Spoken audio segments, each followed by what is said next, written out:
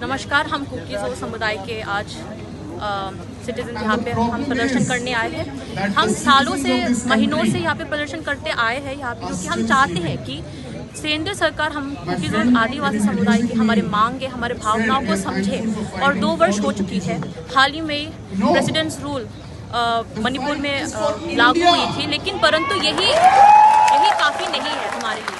हम अब कुकी समुदाय लोग चाहते हैं शांति तभी आएगी जब हमें एक अलग प्रशासन मिलेगी, यूनियन टेरिटरी विद लेजिस्लेचर के फॉर्म में मिलेगी। तो ये हमारी मेन डिमांड है, मेन मांग है, क्योंकि इसके बिना अब हम मीते लोगों के साथ नहीं रह सकते।